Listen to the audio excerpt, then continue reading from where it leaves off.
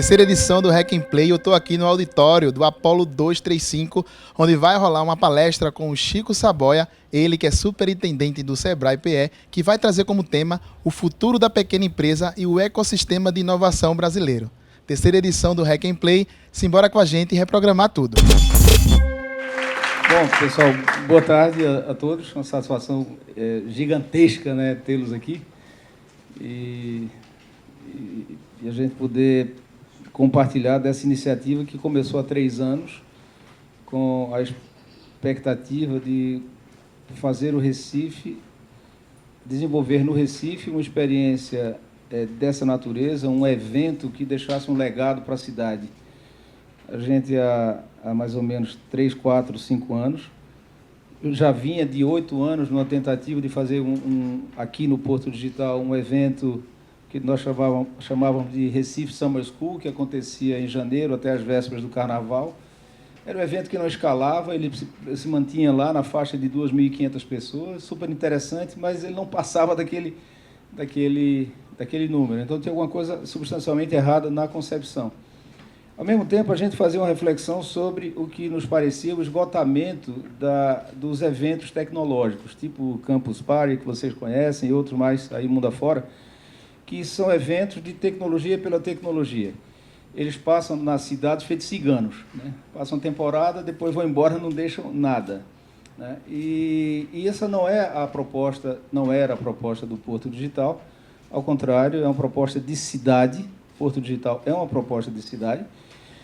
E aí a gente pensa em algo que resultou no Hack and Play, que é um festival em que você, por 4 dias, e não é esse número de 4 não é à toa, porque 4 é o carnaval, portanto a gente tem que fazer uma coisa que tivesse a cara do Recife, e nada mais parecido com o Recife do que o carnaval, e nada mais parecido com o Recife do que as ruas, portanto tinha que ser um carnaval, um festival de eventos de 4 dias nas ruas, e assim foi, nasce o Hack and Play há 3 anos, com 3.000 pessoas inscritas e 200 atividades, né? Hoje nós fechamos agora à tarde com 35.000 pessoas inscritas, 350 atividades, ocorrendo em mais de 20 locais.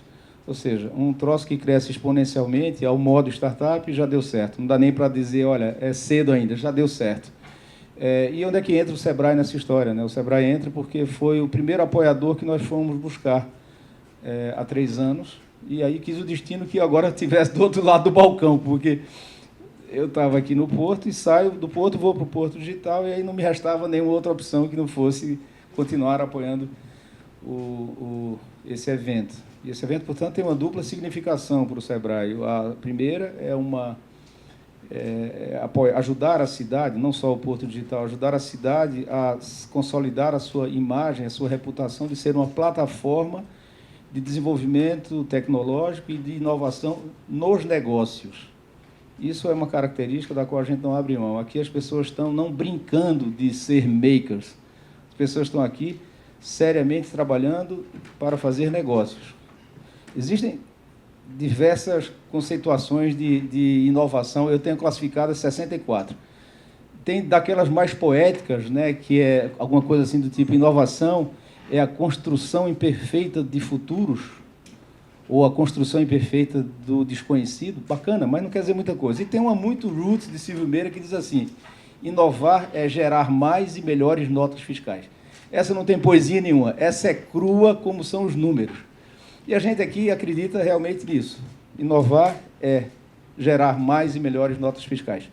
E assim a gente trabalha todos os dias nesse ecossistema. O Sebrae se incorporou nessa confusão aí há 3 anos e está aqui não só ajudando a apoiar o Recife a ter uma plataforma nacional de inovação e negócios, como também aprendendo, né? O Sebrae aprende ao estar aqui. O Sebrae mudou-se para cá durante esses 4 dias, não só para fiscalizar como é que as coisas estão acontecendo, porque a gente apoiou com alguma grana isso aqui. Isso é muito pouco. O Sebrae está aqui porque aqui o Sebrae aprende.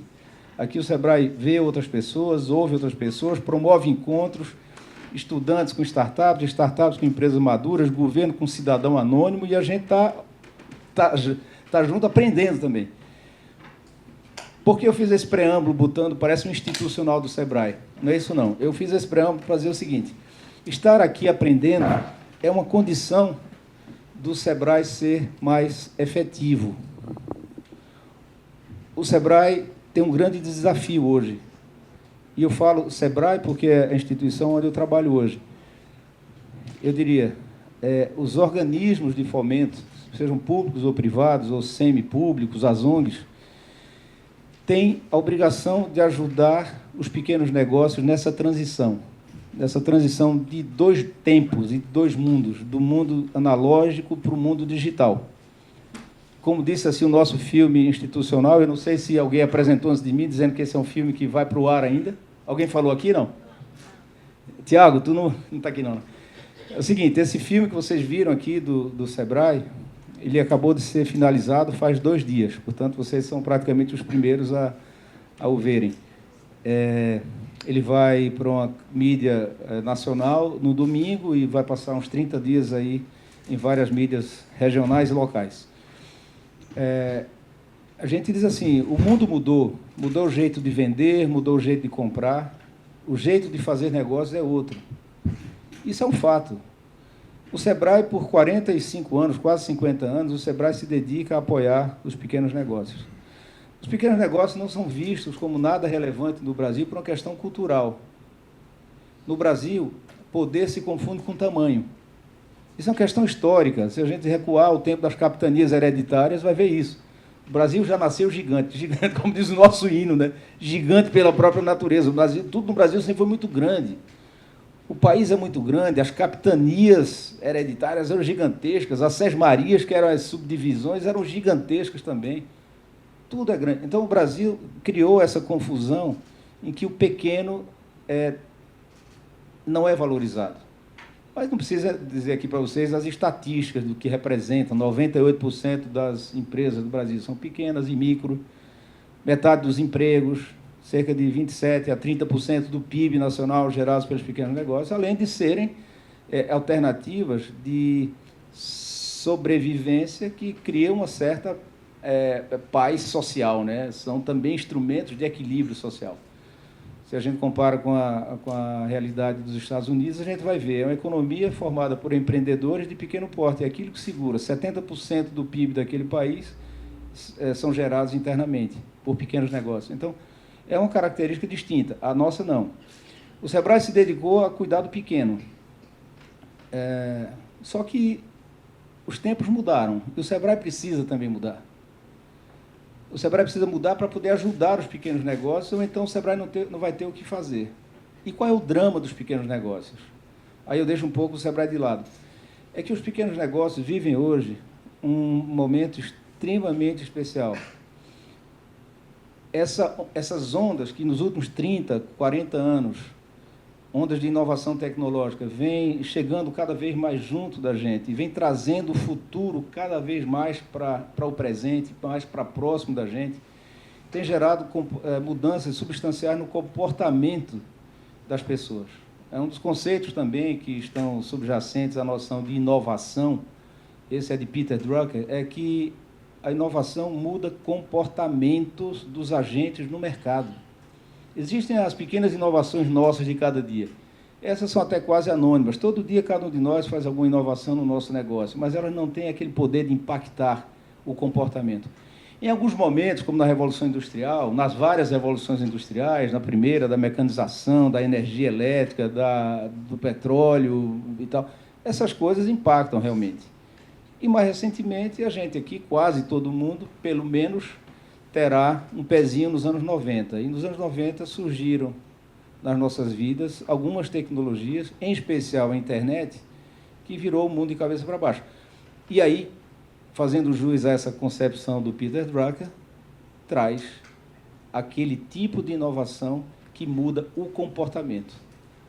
Mudar comportamento não é uma coisa mecânica, é uma coisa extremamente difusa e assimétrica. Uns mudam mais rapidamente que outros, uns mudam diferentemente de outros. O que se passa no universo dos pequenos negócios é que os consumidores são cada vez mais digitais. Eles mudam mais velozmente do que os ofertantes. Os pequenos negócios são mais analógicos e os consumidores são cada vez mais digitais. Essa distância é crescente. E o papel de instituições como o SEBRAE, como o Porto, como qualquer entidade que visa ao desenvolvimento dos negócios, é aproximar, é encurtar essa distância. De outra maneira, os pequenos negócios não sobreviverão. Existem estatísticas que não são desprovidas de base de números, não são opiniões, que apontam que cerca de 50% dos empreendimentos que existem hoje não existirão daqui a 10 anos. 10 anos é nada, gente. Daqui a 10 anos. Metade. A estatística mais conservadora que eu conheço é da Universidade de Colômbia, que diz que 40% dos estabelecimentos que existem hoje não existirão daqui a 10 anos. 50%, portanto, é um número extremamente factível, né, provável de ocorrer. Os números, gente, são absolutamente atemorizantes. Vocês já devem ter ouvido falar numa expressão chamada apocalipse do varejo. O varejo representa a maior parte dos estabelecimentos da nossa economia, dos empregos, e eles vêm sendo varridos impiedosamente, porque, repetindo, o consumidor é cada vez mais digital. Se os estabelecimentos mercantis, o pequeno varejo, não vai nessa mesma pisada, ele perde conexão com o consumidor. E o consumidor migra para plataformas digitais. Vamos para os números. Existem no Brasil hoje, eu vou dar alguns números, 12.500 estabelecimentos fechados somente dentro dos 511 shopping centers do Brasil. 12.500 estabelecimentos estão fechados nos shopping centers. Vocês imaginem como é que não está o drama do comércio de rua, o comércio tradicional. Não precisa nem andar aqui na Rua da Imperatriz, Rua Nova, Rua da Palma, isso é de chorar, não tem nada aberto, nada funcionando. É uma tragédia. Quem é do Rio, está aqui Cristina, Uruguaiana, Largo da Carioca, não tem nada lá. Um dia desse, o jornal Globo disse que metade dos estabelecimentos, daqueles que foram os centros comerciais mais sofisticados do Brasil há alguns anos, estão na lona. E quando um estabelecimento fecha, e junto dele fecha um outro, e o terceiro também fecha, se instaura ali uma mini Cracolândia. E vem a degradação urbana estampada, e desvaloriza os imóveis que estão nas adjacências, que perdem cliente. Aí você cria uma espiral negativa. A coisa tem um alcance que não é só no plano dos negócios, é no plano da cidade. Então, aplicar tecnologias aos negócios é também uma questão de pensar novas cidades, novos desenhos de cidade.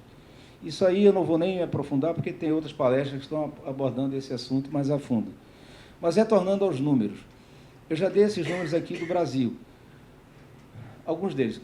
Semana passada, mês passado, 2 meses, a Business Week traz uma matéria sobre a realidade do varejo nos Estados Unidos. Semana passada fechou a Forever Young, foi? Não, 20... Forever 21, pronto, fechou. Como já fechou a Sears, como fechou a Toys R Us, como fechou... Incrível você imaginar essas como fechar uma Toys R Us? Como fechar uma Sears? Que não... A Fortune, todas, fecham todas. Aquela grande cadeia de farmácia dos Estados Unidos fechou também, a maior delas fechou. Fecha tudo. E aí o que é que resulta nessa matéria da Business Week de uma semana, de 2 meses atrás? Diz assim, estima-se que 75% dos estabelecimentos ligados à moda, calçados, material esportivo, etc., estarão fechados nos Estados Unidos em 2025. Restarão apenas 25% dos estabelecimentos que existem. Essa expressão apocalipse do varejo não nasceu nem no Brasil, que tem esses números que eu falei, nem nos Estados Unidos. Nasceu no lugar onde a situação é mais grave, nasceu na Inglaterra. 90 mil estabelecimentos foram fechados na Inglaterra nos últimos 5 ou 6 anos. Quem já foi a Londres conhece aquela rua que é a principal rua de comércio de toda a Europa, chamada Oxford Street, que você passava anos numa fila para alugar um ponto. Você entrava numa fila e sabe Deus quando você teria aquilo. há cerca de uns 6 meses, tinha 8%, não é um número muito grande, mas são 8% de imóveis vazios na Oxford Street. Então, não dá para ninguém. Aí nós vamos lá. O Brasil tem um varejo estimado em R$ 1 trilhão. Vamos voltar para o nosso país. Dos quais alguma coisa como 5,6%, vamos arredondar generosamente para 6% do varejo brasileiro são vendas online, são associados ao comércio eletrônico. Esse número na Inglaterra, nos Estados Unidos é o dobro. 12% do comércio americano é eletrônico. É um número surpreendentemente baixo para aquele país, mas eles têm um conservadorismo muito grande de quem foram pioneiros nos cartões de crédito. Os americanos não abrem mão do cartão de crédito. Os americanos têm essa coisa, é bem cultural. Então, eles avançaram muito nos anos 50, 60 e 70 e meio que culturalmente ficou essa história. E o comércio eletrônico, portanto, lá não prosperou como deveria. Na Inglaterra, o comércio eletrônico representa 16% do varejo. Mas na China, já representa 24%. Tem um teórico que escreve sobre negócios, o futuro dos negócios associados a ondas de inovação. Quando a nova tecnologia já ocupa 20%, um quinto do volume de negócios, é porque as outras já eram. Então, a gente pode dizer, se na China já chegou a 24%, na Inglaterra está muito perto disso, e nós estamos caminhando rapidamente nesse caminho, podemos afirmar aqui, gente, com toda certeza, esses negócios tradicionais já eram e já eram mesmo. Então, daí vem as projeções, daqui a 10 anos metade não existe, né? Estarão mortos. E aí a gente tem que fazer escolhas, hoje, no presente. A escolha que a gente tem que fazer é se conectar com o futuro. Existem algumas maneiras de você se conectar com o futuro. Uma é comer poeira, é deixar que os outros vão na frente e você é caudatário da história. Outra coisa é você ancorar o seu presente no futuro, trazer o futuro para cá, para o presente, ancorar a sua estratégia nele, no futuro, e aí você passar a ser um protagonista da construção do futuro. Você passar a ser construtor de futuros. Aí não dá errado. Não dá errado. Isso significa, gente, em outras palavras, fazer as escolhas apropriadas e responder aos desafios estratégicos do seu tempo.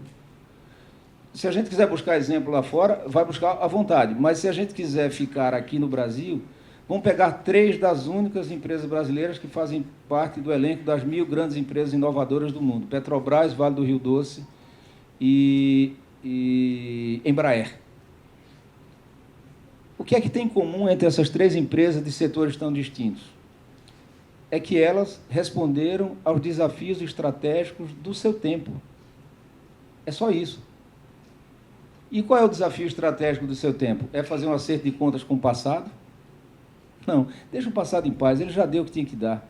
A gente lê, aprende e tal, mas ele não deve regular. Mas existe uma economia do passado, a gente deve estar muito atento a isso. Existe uma economia do passado que nos aprisiona a ele, porque ele interessa a quem se beneficia desse passado. Existem várias profissões, várias carreiras, vários ramos de negócio que são presos ao passado. Carreiras públicas, como auditores, fiscais. O fiscal é um cara que olha para o passado, o auditor é um cara que olha para o passado, um controller é um cara que olha para o passado. Empresas de auditoria, essas grandes, Pricewaterhouse é uma grande empresa, a Deloitte, grande empresa. Não estou falando mal desses caras, não. Estou dizendo que o negócio deles é o passado. Existem empresas do ramo da educação aos montes, vendendo a ilusão de concursos públicos. Eu estou vendo aqui estudantes universitários. A ilusão do concurso público, porque isso é uma economia do passado, né? O concurso público, do emprego. Gente, o emprego é um fenômeno muito recente na nossa vida. A gente é obcecado por emprego. Aí, Política Nacional de Emprego, o DRT, Delegacia do Trabalho, aí não, emprego, aí vê assim, você está empregado, mas cadê aquela carteira? Aí vê a formalidade do emprego. O emprego nasceu há 200 anos e já está acabando. O mundo, a humanidade teve ocupação toda a vida. A gente está se reencontrando com a trajetória da humanidade agora, quer dizer, o emprego é um aposto, é uma vírgula, né? Ocupação, vírgula, emprego, vírgula, ocupação novamente. né? E a gente não precisa desencanar desse negócio. Então, essa história eu estou falando aqui do emprego porque realmente sempre me impressiona, porque hoje me perguntaram, numa outra mesa em que a gente estava, na saída de uma mesa, esse assunto passou muito rapidamente, se o futuro, se realmente o empreendedorismo sozinho daria conta do déficit de emprego. Veja que pergunta bacana, né? É uma pergunta bem feita, é uma pergunta astuta, mas ela guarda o DNA de uma coisa velha. Se o empreendedorismo dará conta da falta de empregos no futuro. Então, qual é o parti pris da pessoa que faz essa pergunta? O emprego. Então, gente, existe sim uma economia do passado, e a gente tem que se vacinar dela. A gente deve deixar o passado em paz. Vamos enfiar o futuro nas nossas estratégias do presente, e não meter o passado. Quem enfia o passado no presente mata e sacrifica o futuro. Simplesmente não tem chance. Volto a falar, então, aqui do nosso SEBRAE. A gente tem essa compreensão lá dentro. E isso é uma compreensão que a gente vem desenvolvendo e vem amadurecendo bastante aqui. Mas a gente tem tentado também trabalhar isso.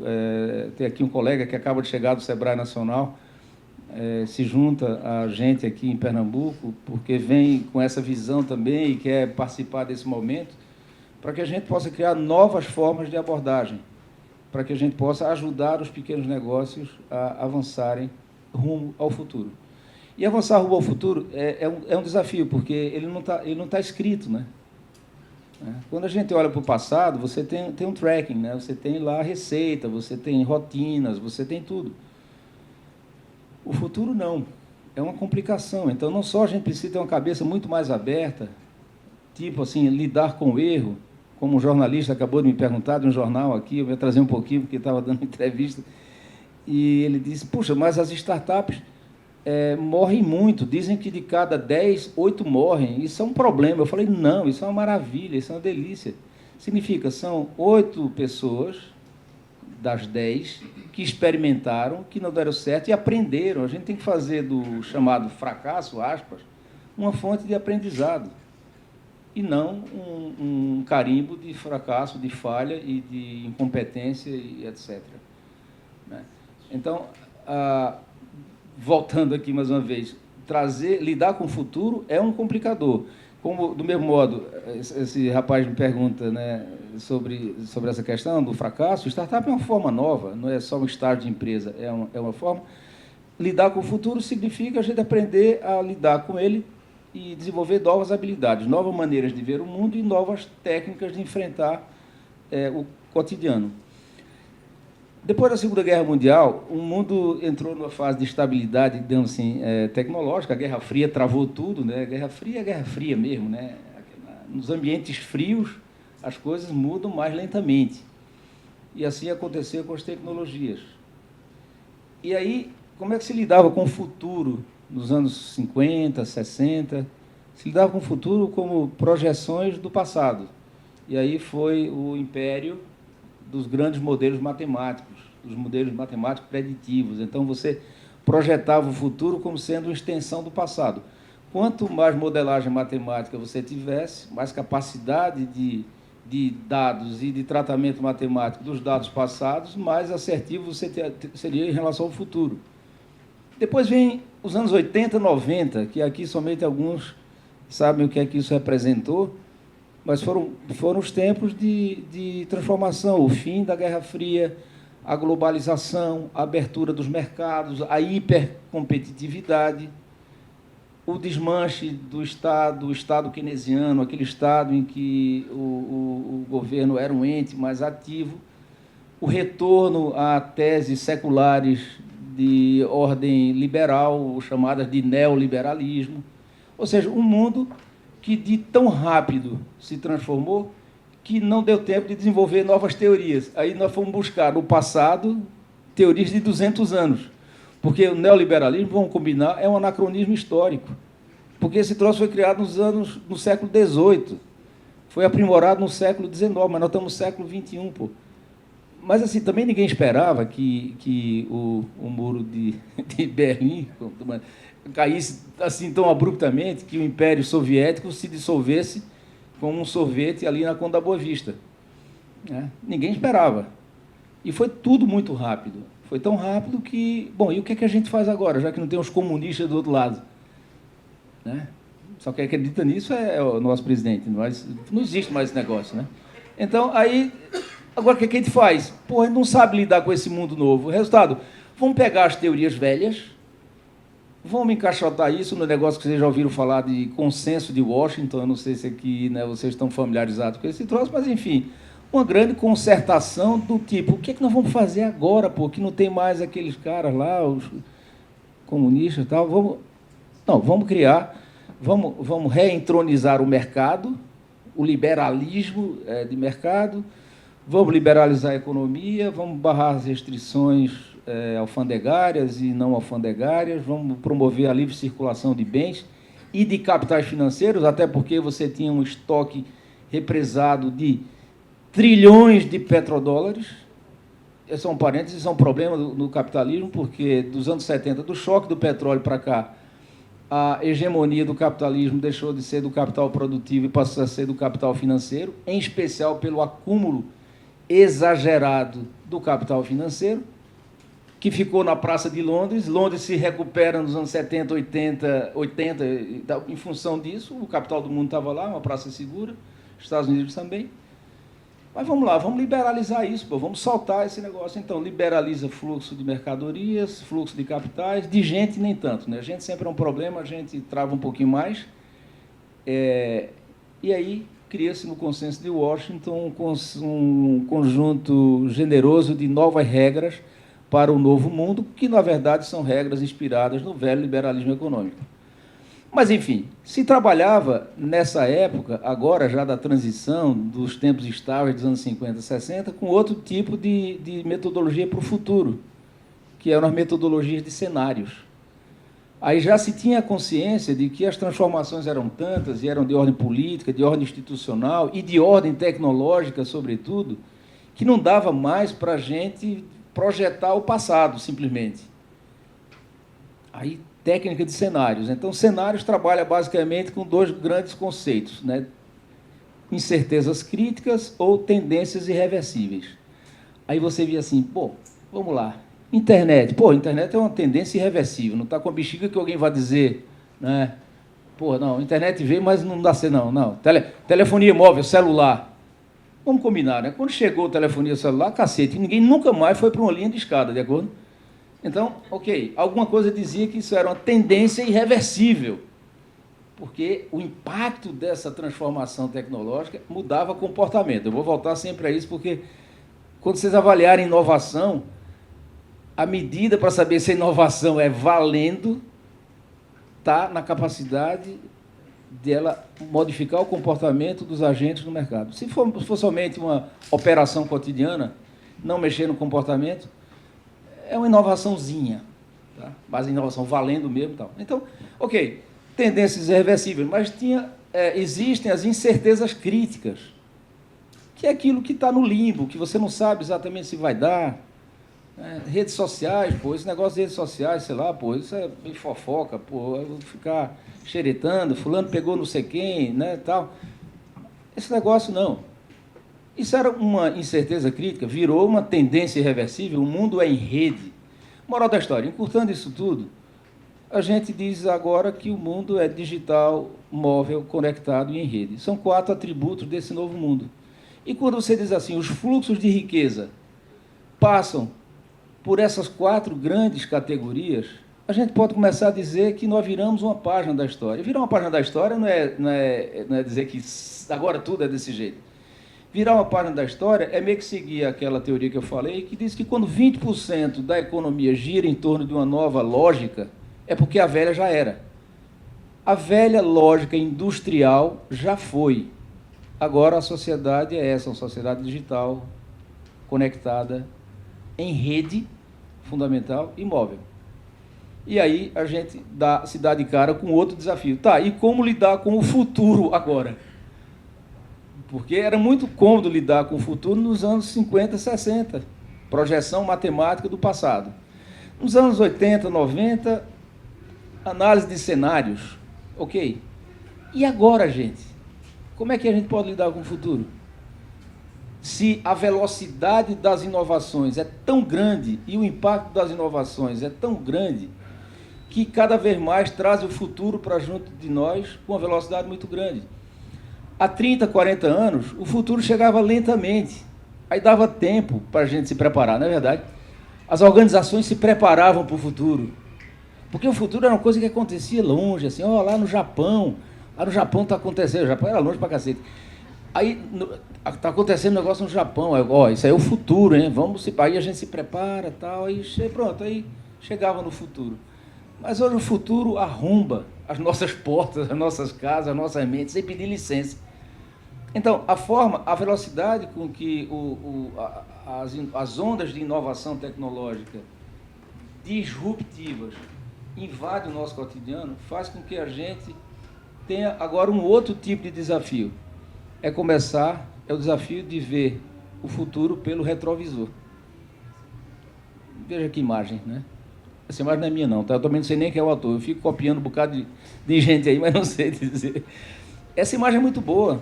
O futuro, olhar o futuro pelo retrovisor. Esse é o desafio. Ou seja, essa imagem quer dizer o seguinte: nós temos que ser construtores permanentes de futuros. E a única maneira da gente fazer isto é enfiar o futuro no presente, e não o contrário. Não vamos perseguir o futuro. Porque, como eu dizia, a construção de futuros é um fenômeno assimétrico. Hoje, tem um bocado de gente que já está fazendo coisas legais muito mais avançadas do que tudo que a gente conhece. Outras pessoas também estão fazendo outras coisas legais em outros lugares, eventualmente até aqui mesmo, mas essas coisas ainda não se juntaram, não se conectaram. Mas elas vão se conectar em algum momento. Só que elas já estão acontecendo. Então, hoje, o desafio de lidar com o futuro é você identificar os sinais que vêm do futuro. O futuro manda sinais. Então, veja que em 50 anos nós invertemos completamente essa lógica. Deixar de trabalhar com o passado e projetar o futuro a partir dele através de modelos matemáticos complexos e partir para o campo quase que da ficção. A ficção, aliás, é um dos instrumentos de construção de futuro mais interessantes, né? Vejam que a ficção ela tem sempre um componente de realidade, só que é uma realidade tão distante que ela ganha esse nome, né? Eu não sei se isso que eu vou dizer faz muito sentido, mas eu não gosto de ficção como gênero e adoro um filme chamado Blade Runner. Blade Runner é um filme incrível, eu vi já umas 50 vezes. Esse filme, ele é um filme de ficção, obviamente, mas ele tem uma coisa que me fez descobrir a importância da ficção, isso ainda nos anos 80, é que ele não cria uma dicotomia entre um mundo real e um mundo ficcional, ele mistura os dois mundos. Você tem um replicante comendo batata frita numa rua esfumaçada no Japão, barata, na rua, nos esgotos, entendeu? Chuva, as pessoas... Ou seja, é um mundo, não são dois mundos, é um mundo com coisas incrivelmente díspares. Uma prosaica barata, passando em cima do seu pé numa calçada, ou uma batata frita, um japonês fritando pastel, vê que negócio, né? O japonês fritando pastel é muito velho, né? E está lá, e ao mesmo tempo fritando pastel para quem? Para um replicante, que aliás morreu semana passada, né? Como era o nome dele? Eu me esqueci, do galego. Exatamente, esse aí. Esse cara morreu, o sujeito. Eu falei, pô, eu comecei a a topar mais com ficção e ver a importância da ficção para o futuro com esse filme. Parênteses, porque é uma questão minha muito pessoal. Não sei se isso tem base para vocês ou tem alguma base sequer teórica que sustente essa ideia. Mas Blade Runner é exatamente isso. Ele faz conviver no mesmo cenário aquilo que a gente chama de futuro. Mas vamos voltar para o rumo da prosa. Significa o seguinte: esse futuro que manda sinais para a gente, ele já está acontecendo. Mas ele acontece de forma desconectada, até que ele se conecta com o passar do tempo e se torna presente. Então, qual é o desafio do pequeno negócio, também para voltar para o rumo da próxima, vocês vão devolver o ingresso, né? Porque eu vim falar sobre negócio, pequeno negócio e tal. É que os pequenos negócios vivem num mundo em que o futuro se apresenta e reapresenta todos os dias. Então, isso que eu estou falando aqui vale para a grande e vale para a pequena. Vale para todo mundo, vale para nós aqui. Não é um privilégio das grandes ou uma dor das grandes. Não, a dor da grande empresa é inovar muito rapidamente. Da pequena também. Sabe por quê? Porque o drive da inovação é o mercado, é o consumidor. Se o consumidor está mudando, porque ele está mais empoderado pelas tecnologias, essas todas, ele agora tem um poder que nunca teve. E ele é que manda. O consumidor agora está no centro da estratégia. Alguém vai dizer, pô, mas vem cá, o consumidor sempre foi o centro. Não, a gente dizia que era, isso era uma balela. Não, o consumidor é quem manda, o consumidor é o rei. Porra nenhuma, vale para o consumidor aquilo que Ford dizia. Não, o carro pode ser de qualquer jeito, desde que seja como é preto. Pronto. É claro, o que é que restava a nós consumidores 20 anos atrás? Ir para uma certa loja, consumir as 2, 3 marcas que ele oferecia, os 2, 3 modelos de cada marca que ele tinha disponíveis, e não mais. E o pior, ao preço que ele colocava. Não é verdade? Isso é para tudo. A economia industrial ela tem uma lógica muito clara. Existe uma rede oligopolizada, poucos grandes ofertantes de produtos. Existe uma rede de distribuição que geralmente era regionalizada. Existe uma rede de varejo lá na ponta que faz a entrega, que faz o delivery de última milha. Assim foi por 100 anos, 150 anos. E o consumidor, nós, qual é o nosso poder? Não, o consumidor tem um poder. Não tem. A assimetria de mercado já rendeu até prêmio Nobel.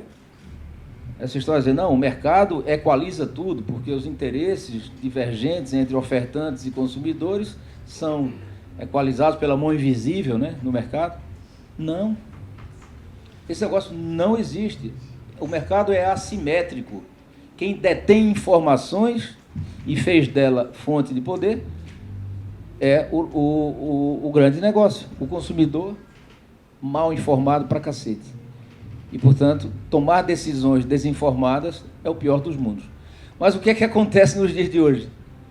Finalmente, o consumidor toma decisões informadas. Porque hoje já tem estatísticas que dizem que 65% das compras são feitas em algum ponto dela, em algum momento da trajetória da compra, numa camada digital. A internet já está presente em 65% das compras. Mesmo que eu vá ali na Conda Boa Vista comprar um par de chinelo numa daquelas sapatarias, eu, antes de ir lá, eu passei na internet, vi os modelos, vejo centenas de modelos, vejo preços, vejo marca, vejo a cor, vejo o que eu quero e descubro que ali, junto da Conda Boa Vista, tem uma que está mais ou menos do jeitão que eu quero. Aí eu vou lá e compro. O restante eu não perco nem esse tempo, né? Manda chegar e entregar em casa, né? Então, o consumidor hoje manda no fornecedor. Essa é a emergência do pequeno negócio. Neste mundo, o pequeno negócio não faz mais parte de uma categoria à margem do progresso técnico. E aí o desafio é incorporar, junto aos pequenos negócios, estratégias digitais de negócio. Para fazer frente a esse desafio, essa transição do velho para o novo mundo, de 2 tempos, o analógico e o digital, os pequenos negócios têm que desenvolver estratégias digitais de negócio. E o que são estratégias digitais de negócio? São aquelas que são baseadas nos paradigmas desse novo tempo. De um mundo que é digital, que é um mundo que é em rede, que é um mundo que é conectado e um mundo que é móvel. Se você não levar em conta nenhum desses 4 parâmetros, você não estará desenvolvendo uma estratégia digital de negócios. Se o seu negócio, Carlos, for montado pensando que o freguês tem que encostar a barriga no balcão para levar, esqueça, o seu negócio já era. Se o seu negócio não estiver conectado em rede, o seu negócio já era. se o seu negócio não tiver uma presença em alguma mídia móvel, está aqui quem entende, duas craques aqui na minha frente, sabe disso, o pessoal da Alefio fazendo aqui o merchandising, né? Não é não? Então, sabe disso aí, acabou, não tem chance. Então, qualquer negócio tem que considerar esses 4 componentes. Isso significa a base para você desenvolver uma estratégia de negócios. Aí a gente entende por que o varejo brasileiro, que no mês passado cresceu 0,8%, o varejo como um todo, o digital cresceu 10%. O que é que cresce 10% nesse país, gente? Nada. O Brasil está andando de banda faz 5 anos, andou para trás e está andando de banda. Mas o varejo eletrônico cresce 10%. Quando o varejo brasileiro, em 2007, cresceu 8%, o eletrônico cresceu, há 10 anos atrás, cresceu 43%. Por quê? Vamos aos fundamentos. Digital, em rede, conectado e móvel. Então, essas são as bases das estratégias digitais de negócio. E é isso que os negócios têm que fazer. E digo, pequenos ou grandes, todos têm que tocar essa balada. E por último, o que é que se tem feito para que isso ocorra? Bom, estou fazendo uma conexão aqui com ecossistemas de inovação. O Brasil é um grande paradoxo em muita coisa. O Brasil é um paradoxo, realmente.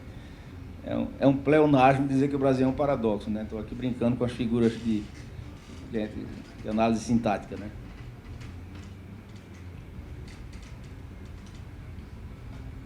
Faz um mês e meio, que o Brasil, que foi publicado um desses rankings, o mais prestigiado deles, sobre inovação global. O Brasil caiu 2 posições. O Brasil era 64º, foi para o 66º. O Brasil de inovação. Mas o pior não é ser 66º em 129, né? Porque são 129 países que fazem parte da amostra. O pior é ser 96º em produtividade. Ok? Mas esse mesmo ranking diz uma coisa que é a cara do Brasil. O Brasil é o 14º em produção científica medida, uma das métricas, eu particularmente acho que é a pior delas, mas é a mais universalmente aceita, em publicação de papers científicos reconhecidos pelas revistas Qualis, A, B, qualquer merda dessa. Ok? Aí, como dizia aquele apresentador de televisão aqui, durma com uma bronca dessa. Como é que um país pode ser o 14º produtor de conhecimento científico e ser o 96º em produtividade e competitividade? O país, portanto, não consegue fazer a conexão entre o conhecimento que ele gera na academia e a empresa lá na ponta. Existe, portanto, um fosso tremendo que tem que ser preenchido. E esse fosso se chama ecossistemas de inovação. O Porto Digital é um ecossistema de inovação. Um país que tem... Essa experiência está na literatura e tem casos concretos. Eu estou falando aqui do Porto Digital porque ele é real, já dou alguns números do Porto Digital, mas existem... São José dos Campos é um clássico, todo mundo conhece, Florianópolis hoje é muito clássico, o Rio Grande do Sul com a Tecnopuc, etc. O desafio de fazer o conhecimento científico se converter em tecnologia, ou seja, em uma solução aplicada à resolução de um problema concreto da sociedade, somente será preenchido se a gente romper com essa cultura que dicotomiza 2 classes de atores na sociedade, aqueles que produzem conhecimento e aqueles que consomem conhecimento. Ambos se excluem mutuamente, ambos eu diria, quase que se odeiam, se negam. Por quê? Porque a universidade tem um desdém muito grande pelas coisas cotidianas, né? Pelas coisas prosaicas. E as pessoas que estão no dia a dia ralando, pagando conta, né? olham para aquele mundo meio lunático, né, meio sonhador dos pesquisadores e tal. Eu conheci um cara que a tese de doutorado dele é a importância do Papai Noel na cultura dos trópicos. Isso é um problema para o país, hein?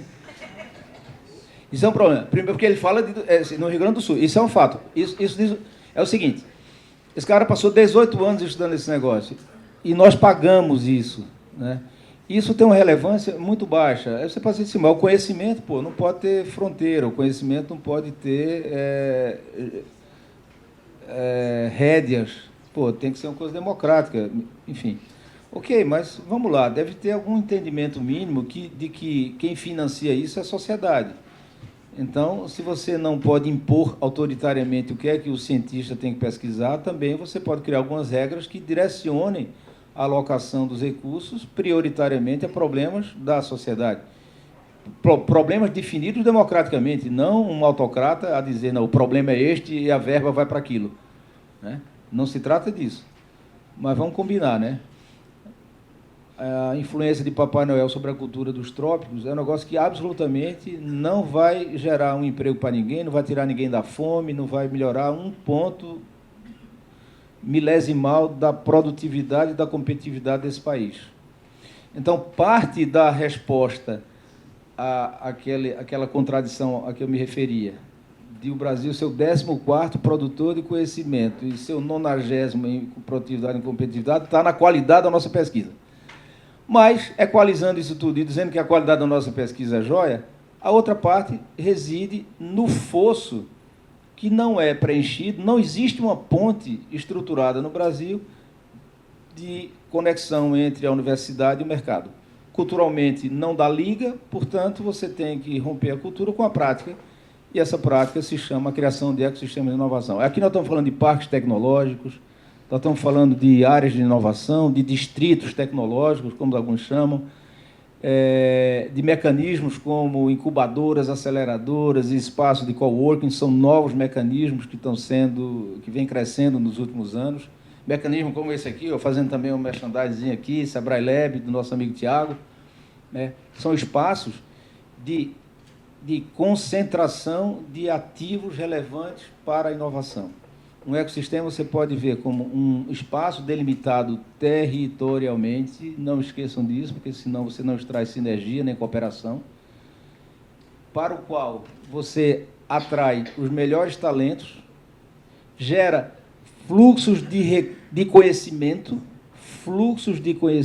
isso é fundamental, por quê? Porque nós vivemos numa sociedade de conhecimento e a inovação é filha do conhecimento. E, dessa maneira, você estabelece vínculos de cooperação entre os atores, gerando sempre um círculo virtuoso de trocas e de aprendizados acelerados, de forma que os negócios prosperam muito mais rapidamente e muito mais inovadoramente do que aqueles que estão isolados. Imagina que você está isolado, sozinho, num endereço qualquer aqui no bairro de Afogados. Você nunca vai prosperar na mesma velocidade que um negócio similar ao seu, que esteja aqui nesse bairro, porque aqui você tem colisões criativas, você tem fricção, você tem contatos de pessoas com 1000 visões diferentes, os conhecimentos que você precisa, e que você diz, onde é que está? Você está conversando aqui, já tem um cara que está xeretando, está ouvindo e levanta a mão e diz, eu posso te ajudar, eu penso isso dessa forma. Gente, só quem vive aqui, num ambiente como esse e outros similares ao Porto Digital, é que sabe como isso é relevante. Você levanta a mão e diz assim, cara, eu estou com uma dúvida aqui. Quando você levanta a dúvida, alguém levanta a mão para dizer, eu chego junto. Porque é o que tem de mais nobre em um ecossistema de inovação, é o fluxo de conhecimentos. Uma das melhores imagens do Porto Digital, que é um dos ecossistemas mais reconhecidos, eu diria, assim, não é só no Brasil, o Porto Digital, enquanto modelo, tem um reconhecimento internacional. Uma das imagens mais legais sobre o Porto Digital vem da empresa mais antiga que tem, não só aqui em Pernambuco, mas no Brasil é tida como a empresa de software mais antiga em funcionamento, que é a Procenge. Vou dar aqui o nome da Procenge. Tem 47 anos essa empresa intermitente desenvolvendo software. Se não for a mais antiga, certamente é das mais antigas. Embora muita gente diga assim, é a mais, mas não importa, é uma das mais antigas. O seu sócio titular, Zé Cláudio, uma pessoa de 70 e coisa, perguntado por um entrevistador por que ele estava no Porto Digital, né? O que é que faz uma empresa tão tradicional estar aqui no Porto Digital? Ele disse, porque estar no Porto Digital é como fazer um intercâmbio todos os dias. Essa imagem é linda, porque ela vem do cara mais antigo que a gente tem, dos caras mais antigos no Brasil, nessa faina de empreender em tecnologia da informação. Estar, portanto, num ecossistema de inovação, tira Porto Digital, qualquer um, significa fazer um intercâmbio todos os dias. O que é que a gente vai buscar no intercâmbio? Conhecimentos diferentes daqueles que a gente tem. Quando a gente chama intercâmbio, a gente está abreviando uma frase, é intercâmbio de conhecimentos, intercâmbio de experiências, né? Intercâmbio de experiências. Ah, você vai fazer um intercâmbio no Canadá. É intercâmbio de quê? Você vai levar maconha e trazer cocaína? Não. Né? Você vai fazer um intercâmbio de conhecimento, de experiência. É isso que você vai fazer. Portanto, é isso. Essa imagem de Zé Cláudio, ela é primorosa. Volta para os pequenos negócios. Como é que a gente pode ajudar os pequenos negócios, agora eu falo institucionalmente, coisas como o Sebrae, os pequenos negócios a fazerem essa travessia? Sendo parte integrante e relevante desses ecossistemas. Esta é a razão pela qual o Tiago bandeou-se de lá para cá, e esse prédio aqui, incrível, que vocês conhecem, é hoje o Sebrae Lab. O Sebrae Lab é um pequeno ecossistema que o Sebrae desenvolveu. O Sebrae é uma corporação tradicional, mas que tem a consciência da necessidade de transformação, criou para manter um diálogo com as novas gerações de empreendedores, que a gente chama de startups, e com os segmentos tradicionais, promovendo essas colisões criativas e produtivas.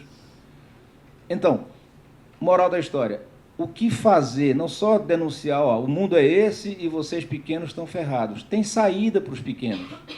Tem saída porque tem um braço institucional chamado Sebrae e outros agentes, o Sistema S como um todo, para ficar nesse, os órgãos de governo, como aqui em Pernambuco, a DDPE, como as FAPs, como, eventualmente, algumas unidades empreendedoras das universidades, que não são entes empreendedores, mas vamos lá, para não generalizar e jogar a bacia com o menino de dentro, aqui e acolá tem coisa que funciona. As agências de desenvolvimento locais, as ONGs que se dedicam ao suporte dos menores e tal. Então, existem os mecanismos institucionais, existem mecanismos financeiros, em especial, aí eu falo do Sistema S, que agora eu conheço mais porque estou lá dentro, e existem ambientes em que os conhecimentos e as competências estão cada vez mais concentradas e prosperando cada vez mais, com os quais a gente pode se conectar.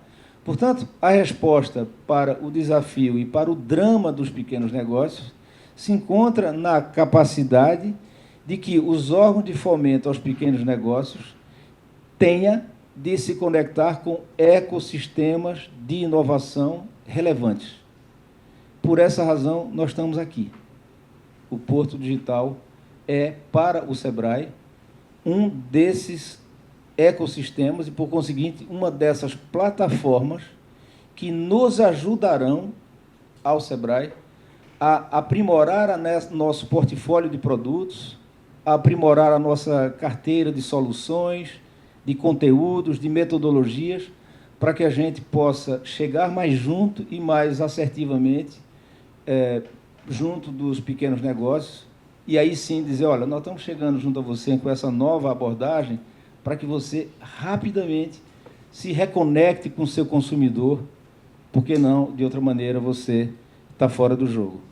Então, bom, gente, eu acho que falei já um bocado, é essa mais ou menos a abordagem que a gente tem visto, tem desenvolvido nos últimos anos na compreensão da dinâmica dos pequenos negócios.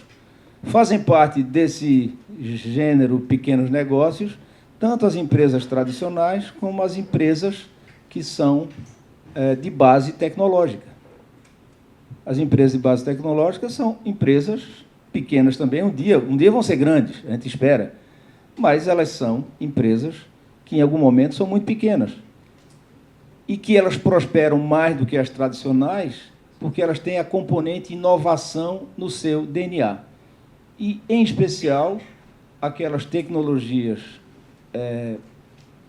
habilitadoras das inovações que são de ordem digital. Portanto, inovações no ramo dos negócios significa, basicamente, a capacidade que tem esses negócios de incorporarem estratégias digitais, repetindo, suportadas naqueles 4 pilares, que é o digital, o conectado, o móvel e em rede.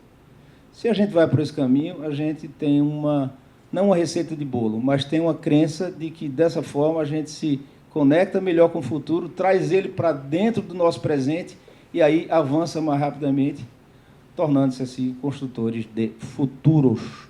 Beleza? É isso aí, gente. Valeu, obrigado.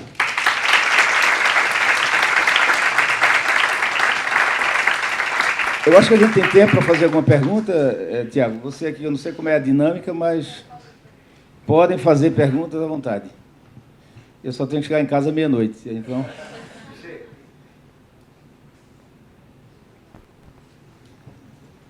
Desculpa estar aqui sentado, mas eu estou cansado pra cacete. Desde cedo eu estou aqui. Chico, Oi.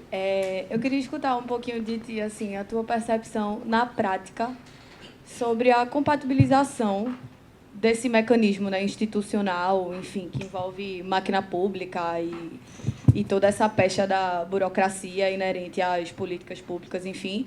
Como é que isso se compatibiliza com esse ritmo de atuação de iniciativas privadas, enfim, que precisam desse fomento? Como é que esse timing da junção desses elementos? Isso é uma questão interessantíssima, porque a gente pode dar 2 respostas e elas são justificáveis no tempo. No primeiro momento, essa questão era abordada de uma forma estritamente ideológica. Era o viés público versus privado, né? Então, você dizia, não, isso é um absurdo, quer privatizar, o Estado que representa a sociedade, e o privado só quer, né, tirar uma lasquinha na sociedade, então tem que ter um Estado forte para... Ok, digamos que a gente tivesse essa crença ideológica e fosse por esse caminho. Mas hoje, Beatriz, o desafio é absolutamente de ordem prática. O Estado, pelas suas virtudes, que você, como advogada, conhece, da publicidade, da moralidade, da impessoalidade, da hierarquia, do procedimento, da rotina, etc., etc., tem que obedecer. Isso é uma virtude?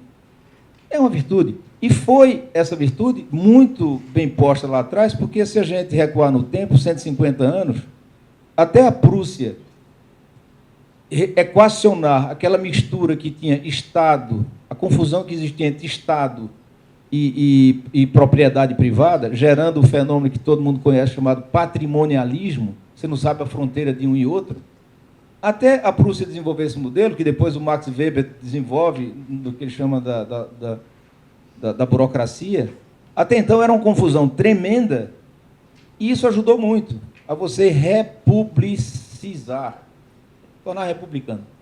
Eu queria dizer isso. Você ter relações mais republicanas, você botar o conceito de república em pé, tem muito a ver com burocracia, né? Parece uma contradição, né? Alguém vê aqui, né? Alguém do mundo digital, que é o meu caso, está falando aqui defendendo a burocracia. Eu estou fazendo uma leitura histórica da burocracia. A burocracia, portanto, obriga que o ente público dê publicidade, dê tempo, tem uma série de regras da impessoalidade. Foi fundamental. Só que hoje, nós temos que encontrar um outro arranjo institucional para as funções públicas. A burocracia não serve mais. Por quê? Porque ela não propicia a velocidade necessária para a prosperidade da sociedade. Hoje, o Estado, que é quem simboliza, encapsula o fenômeno da burocracia, é um empecilho ao desenvolvimento. E aí você vai dizer, pô, já vem mais um neoliberal, né? Não é isso, não. É que eu falei, eu podia até fazer essa leitura ideológica. Já para você exemplo. A questão é, hoje, concretamente, não tem espaço mais para estados agigantados. O Estado realmente tem dois papéis: limpar o terreno e sair da frente.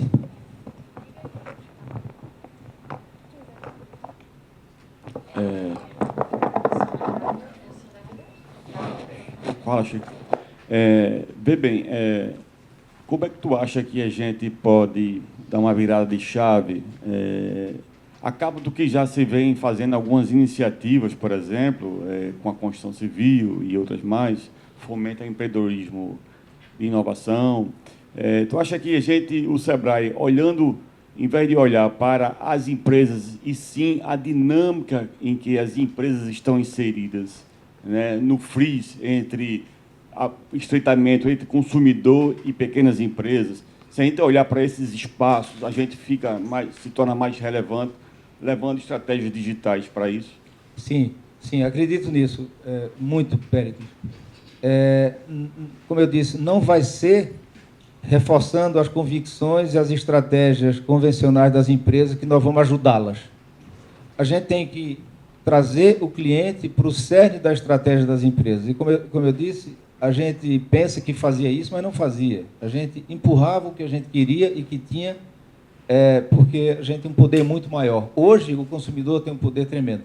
E eu acho que a experiência, como você falou, por exemplo, da construção civil, você tem uma experiência muito grande nisso, vem lidando com esse segmento. É um segmento muito tradicional, um segmento em que os padrões de inovação são baixíssimos. E chegou aqui uma criatura muito linda. Hein, pai? Vem cá. Olha que coisa. Opa, outra. Tá vendo aqui que festa? Tá vendo? Esse Rack and Play é realmente uma coisa. Vem cá, Joaninha. Sim, olha, linda. Olha, essas duas criaturas vieram falar aqui de inovação com a gente. Aí, são duas inovações. É mesmo, muda o comportamento. A gente fica abestalhado quando chega. Mas até me perdi o que eu ia falar. Enfim, os consumidores, né? Então, os consumidores têm que entrar nessa equação, não mais como sendo alguém que vai consumir o que a gente transmite, Péricles. A gente vem trabalhando, você sabe disso, o esforço hoje é de mudar a terminologia de consumidor para usuário. Mas vamos dizer, usuário de quê? Consumidor tem uma relação passiva, né? Eu olho para um consumidor e digo, o consumidor consome. A palavra consumidor tem uma conotação de passividade. Usuário tem uma outra denotação. Eu uso, e o uso é uma escolha. Né? Você pode dizer, o consumo também, mas o consumo passa a ideia de uma falta de opção. O que é que acontece? Hoje as transações se dão em plataformas, porque esse mundo em rede, ele demanda que a gente trabalhe em uma instância que, sendo simultaneamente uma abstração do mundo físico, das redes físicas, é uma realização concreta numa esfera virtual. Para você poder mergulhar no físico de uma vez mais, e isso se dá com uma frequência tão grande que você já não distingue esses mundos. Então, faz parte do conceito de desenho de estratégias digitais você enxergar, Péricles, o antigo consumidor como usuário. E, portanto, partir dele, toda estratégia tem que vir de um cara que agora eu olho e chamo usuário de uma plataforma de conteúdos em rede, que eu tenho que ter habilidades para levá-los até lá e fazê-los, uma vez lá dentro, desfrutarem do melhor que ela pode propiciar. Então, esse é um dos caminhos, e você, nesse esforço que vem trabalhando aí junto à construção civil, deve estar enfrentando dificuldades, porque é um segmento mais conservador, é um dos segmentos onde menos se inova, né, no Brasil, onde menos se inova, mas talvez por isso, um desafio até muito mais interessante. Está sendo, ¿no? Está sendo. Hola, chicos, felicidades. Muy buena conversación. Ya, gracias. Perdón, hablo en español. Dos cosas. Primero, la creatividad también en el futuro, en los trabajos futuros, va a ser muy importante. Va a ser dentro de las 3 atributos, características del trabajo del futuro, muy importantes. Pero también estamos viendo, dentro de las variables que tú contaste, que estamos en una época de abundancia, sobre todo en los contenidos digitales. Es una época de la mayor abundancia que ha habido en la historia de la humanidad. Hoy día hablábamos, el 90% de los científicos que ha tenido la humanidad están vivos y haciendo ciencia. No hay más. Netflix tiene hoy una cantidad 10 veces superior de contenido que lo que Hollywood hizo en una década. Y así, la mayor cantidad de música y etcétera. ¿Cómo ves tú que se debería preparar también este nuevo emprendedor en una economia de la abundância? Essa é a minha pergunta. Bom, essa é uma questão muito interessante, porque a abundância a que você se refere é fundamentalmente a abundância de dados. E a abundância de dados em distintos formatos, né? Nós estamos falando de dados, no caso, audiovisuais. Conteúdos, dados e conteúdos. De conteúdos, né? Os conteúdos sendo digitais, a gente se refere a eles como dados. E tive uma oportunidade, semana passada, no hackathon promovido por Carlos, lá no Serpro, ter uma discussão muito interessante sobre isso. Existe realmente uma abundância, mas é uma abundância nunca vista na história da humanidade. Se diz que a cada 2 anos se dobra o estoque de dados disponíveis. Eu já desencanei desses dados, eu não tenho a menor preocupação em saber se são 2 vezes mais, 1 vez e meia, 3 vezes. É número pra caramba, são dados pra cacete. O fato é que os dados cresceram tanto, a oferta de dados, que tiveram que ir para as nuvens, porque os storage físicos já não funcionavam. E aí a gente recupera ferramentas que existiam no plano praticamente acadêmico, que são chamadas hoje genericamente de inteligência artificial, redes neurais, aprendizagem de máquina, machine learning, essas coisas que todo mundo fala, que permitem a gente minerar dados e extrair de dados a riqueza perdida lá dentro. Eu me recordo que nesse papo de 15 dias atrás, promovido por Carlos, eu recorri a um antropólogo, filósofo e sociólogo francês, bem velhinho, já tem 90 e poucos anos, uma das figuras mais geniais, chamado Edgar Morin. Não sei se aqui alguém conhece, mas esse cara, Edgar Morin, ele que não entende nada de matemática, ele não deve saber fazer uma conta de mais. Mas dizer assim, quanta riqueza perdida há nos dados. Por que eu recuperei essa frase de Edgar Morin no meio daquele papo lá com o Carlos? Porque a gente vem de uma escola em que os dados eram os filhos pobres dos sistemas transacionais. Dado é subproduto. A gente automatizava as coisas e gerava como subproduto dados, uma infinidade de dados, que a gente chamava de dados granulares ou dados operacionais. O que importava, sabe o que era? Era a informação, né? Quer dizer, não, é a era da informação. A informação é o dado no contexto. Na verdade, dados combinados no contexto, gerando uma espécie de um cubo, e dentro desse cubo criou-se a figura do dado dimensional, que é a informação. Dados no contexto, aí sim é o que importa. Aí depois vem as teorias de gestão do conhecimento, de Nonaka e Takeuchi, lá nos anos 90, 2000, e aí a gente diz, pô, não é informação, a informação está disponível na internet, todo mundo tem, o que importa é o conhecimento. E o que é conhecimento? É a capacidade de você converter a informação em um atributo de valor para o seu negócio. É aquilo que lhe dá uma posição vantajosa em relação ao seu cliente. Ó, tem toda uma teoria por aí. Dado, primo pobre, é o escolho, é o substrato, é o resto. Informação, conhecimento. E alguns até usavam a filosofar, a filosofia barata, dizer, não, o que importa é a sabedoria. Tudo bem, aí já viajou. Mas aí, tá bom. Então, vamos lá. Dado, primo pobre, a informação era o quente, depois virou conhecimento. Agora, nos últimos 5, 8 anos, a gente se dá de cara com o desenvolvimento, com aplicação prática dessas tecnologias que já existiam de início no campo ficcional e depois no campo meramente acadêmico. Inteligência artificial, a gente falava sobre ela, inteligência artificial, aí tinha uma experiência ou outra acadêmica, né? Aí fala redes neurais, também tinha uma experiência ou outra acadêmica. Essas coisas maturaram, vieram para a prática, e aí a gente recua para o campo dos dados. Agora, a riqueza, Pérez, está nos dados. Agora, por que a riqueza está nos dados? E por que a gente agora não diz mais nem economia da informação e diz uma economia de dados? Porque agora a gente tem como trabalhar os dados na sua infinitude, porque tem esses robôs mega inteligentes trabalhando por a gente. Então, nessa economia, portanto, da abundância de dados, o que vale agora é a inteligência de trabalhá-los.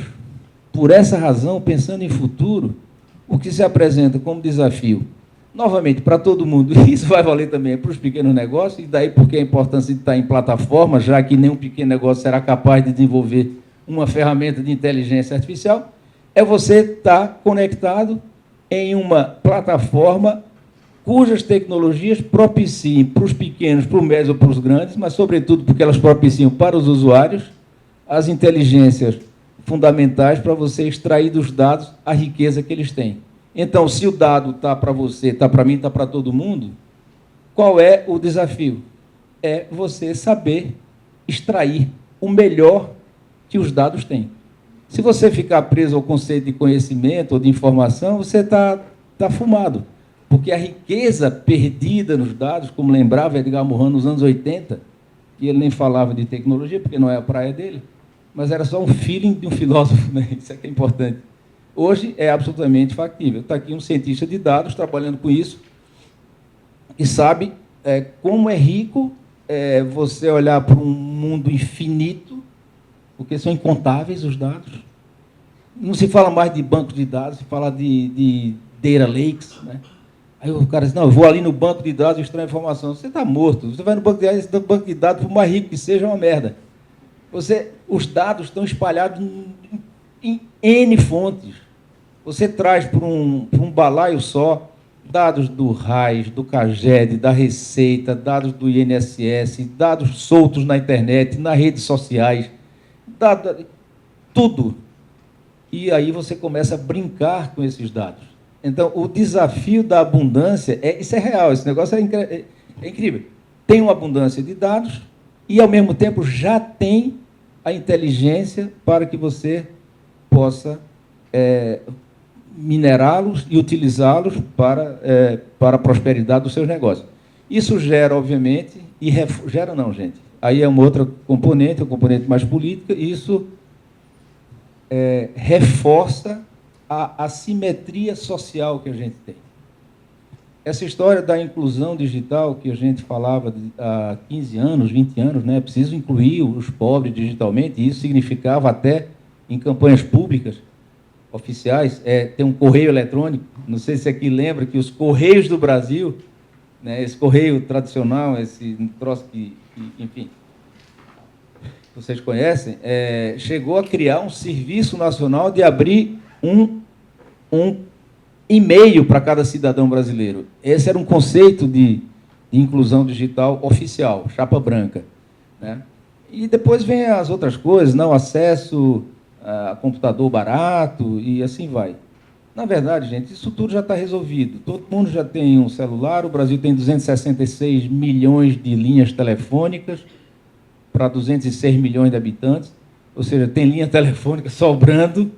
Móvel, estou falando de telefonia móvel, tá? Aliás, só existe hoje telefone móvel, não sei nem se tem mais essa coisa de discar. Tem, mas não. Enfim. Então, esse não é mais um problema. Smartphone são 65% dos celulares vendidos. Ou seja, como nós estamos falando, esse problema do hardware foi resolvido. E o problema do acesso à informação, aquilo que era nobre há 15, 20 anos, também já foi resolvido, porque você vai no Google, pô. Toda e qualquer informação está no Google. Então democratizamos a sociedade, ok? Veja que engano. muita gente embarcou nessa, que a internet, em especial engenhos como o Google, deu uma grande democratizada. Por quê? Porque você e o jardineiro da sua casa têm o mesmo telefone e o mesmo acesso às mesmas fontes de informação. Google, pronto. Google, ok. A gente está esquecendo que a riqueza não está mais nisso que está estampado à guisa de informação. Está nos dados ocultos nesses N bancos de dados distribuídos. E aí, quem é que tem acesso a engenhos de inteligência artificial? Quem é que tem acesso a redes neurais? Qual é a pequena empresa capaz de desenvolver ou adquirir uma ferramenta, ou adquirindo, seja capaz de usá-la? Zero rosca. Zero rosca. Então, o componente da inclusão, vocês imaginam a apartação social que não vai ser. Pessoas têm um nível de forma... A gente se ilude. Bom, vamos dar acesso a um bocado de coisa, a gente tem a sensação de que agora o mundo está mais igual. Mas a diferença agora é medida por outra régua. E essa régua hoje reside no que alguns chamam de o controle dos algoritmos. Dos algoritmos. Não vou entrar aqui numa discussão conceitual, porque redes neurais são sistemas não algorítmicos. Mas vamos falar de algoritmos mega inteligentes, mega sofisticados. Ok, pronto. Estamos falando aqui de acesso aos algoritmos matadores. Pronto. Essa é a nova fronteira da apartação social. Isso vale para a sociedade, para o cidadão comum, e isso vale para as empresas. Quem tiver acesso, seja porque tem em casa, ou porque em parceria, ou faz parte de uma plataforma que propicie essas inteligências, joia. Quem não tiver, aí sim, gente, está absolutamente fora do jogo. Esse é como eu vejo o drama da abundância, o dilema e o drama da abundância. Né? Falou alguma coisa? Depois... Tá. Tem ele também. Minha cabeça deu um nó, para variar. Né? Mas, assim, quando eu vi a menininha entrando, eu fiquei... E aí você falando da educação... E aí eu fiquei olhando para ela, lembrando da minha filha, em relação a como hoje os padrões, desde o infantil até o ensino médio, não estão... A gente fala de universidades, mas os padrões de hoje não estão preparados para essa conversa que a gente, às vezes, tem hoje. Então, às vezes, as escolas estão muito na fase de dizer que o digital está inserido, fazendo cultura maker ou colocando um projeto de entender algoritmo. Então, assim, estou pegando um exemplo de uma criança indo para as universidades e indo para conversar com o empreendedor. Às vezes, quando você vai falar um pouco desse futuro que é hoje, às vezes você se sente falando sozinha. Ou então, tem que ter uma mudança de mindset tão grande e que eu acho que, se isso não acontecer em quem é o dono da história, isso não muda. Então, assim, olhando para o Sebrae, eu acho... O pessoal do Sebrae pode até discordar comigo, mas esse processo de transformação que vocês estão vivenciando, ele pode ser considerado mais fácil, porque tem uma pessoa na liderança que entende como o mundo está hoje.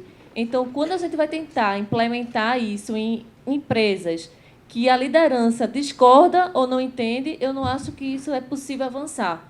Não sei se eu estou enganada ou se eu estou errada. Principalmente, e aí eu lido de uma área que eu falo especificamente, que é a questão de marketing, que ele é muito pautado em ganhar um prêmio ali, necessariamente não ouvir o consumidor, mas ele não está pautado em olhar o que o consumidor quer. Mas, às vezes, muito mais em base de achismo de quem está na área de marketing.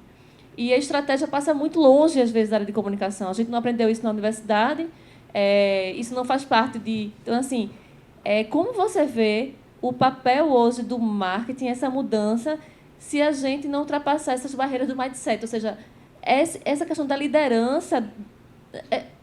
não sei. Eu vou começar daí. Você toca num ponto que é absolutamente crítico, e vamos prestar atenção no que está acontecendo no mundo afora. A palavra formação de lideranças transformadoras. Todo mundo aqui já deve ter lido alguma coisa sobre isso, ouvido. Né? Lideranças transformadoras.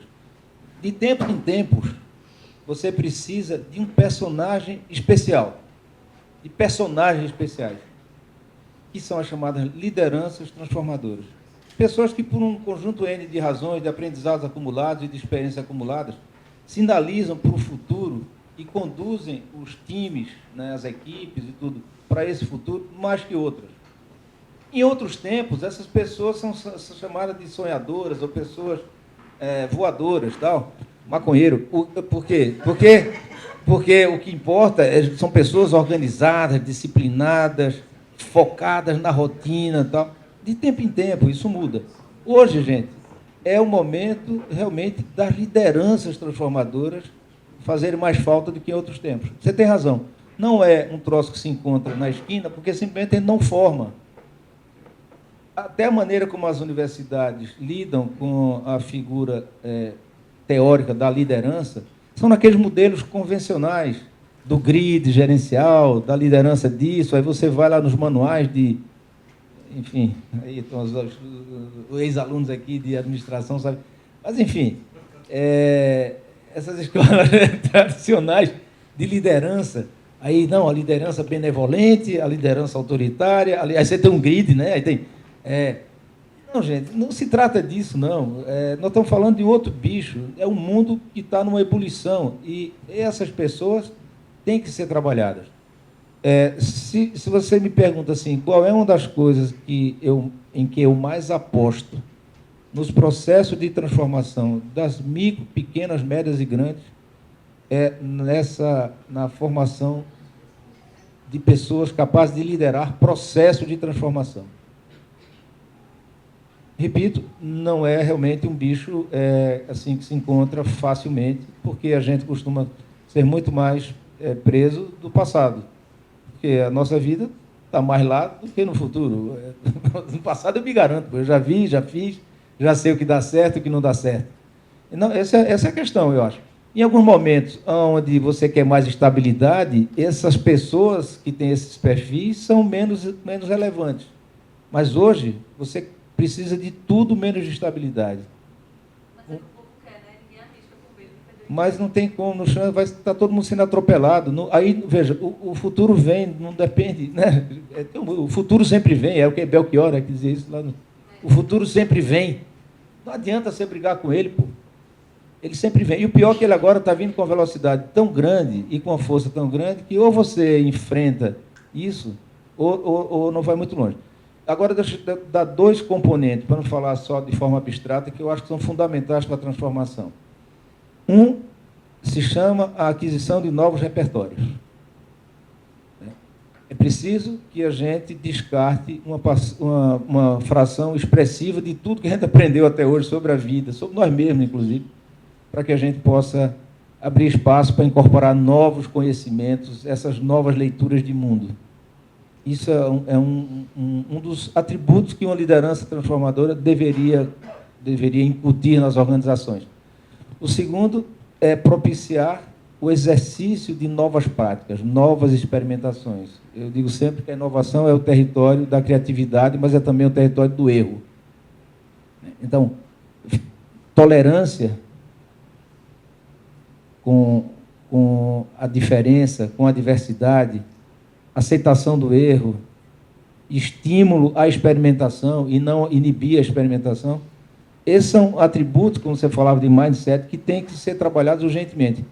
E a minha leitura em relação a isso talvez seja uma leitura até rasa, mas eu estou convencido de que não tem mais tempo de você viver aquelas dinâmicas de transformação cultural típicas dos programas de consultoria tradicionais.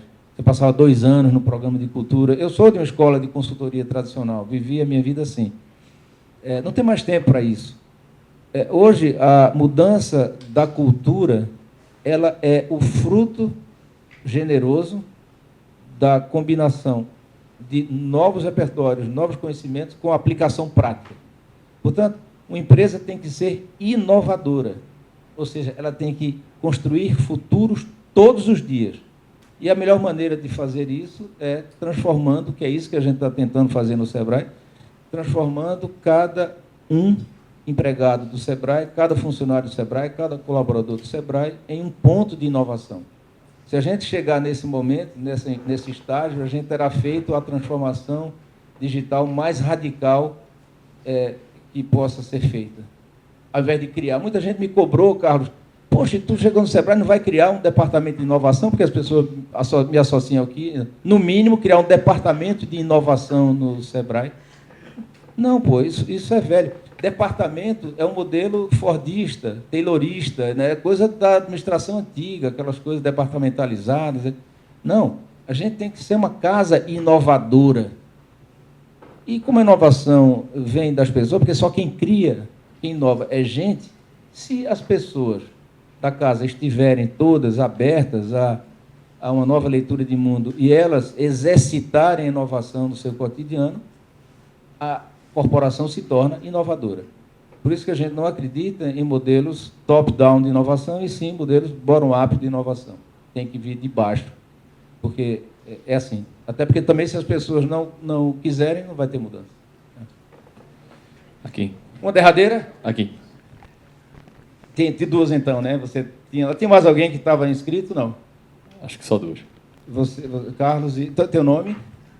Raquel. Pronto, Raquel, você vai ser brindada para encerrar. Pronto. Massa. Chico, então, pegando o gancho no papo que o Péricles iniciou, essa iniciativa para construção civil, né, ela está centrada em encontrar oportunidades de negócio dentro de um negócio tradicional para resolver problemas de forma inovadora, para gerar novos negócios a partir disso. Esse é um ponto, né? Principalmente em um mercado que está muito bem consolidado, com grandes players, né? Claro, uma ou outra pequena construtora vai aparecendo ali e tenta se inserir nesse contexto. Só que tem um outro contexto, que é o caso dos varejistas, por exemplo, aonde eles são o negócio e não fazem parte de uma grande corporação, e sim cada um é uma unidade de negócio, que tem o seu core business muito bem definido, né? Comercializar produtos específicos para uma gama de consumidores ali, usuários. Como é que o Sebrae está se preparando para tornar transparente, ou pelo menos acessível, para esse público as novas ferramentas, as novas formas de pensar para alcançarem consumidores que hoje estão sendo alcançados apenas por corporações like Amazon, né?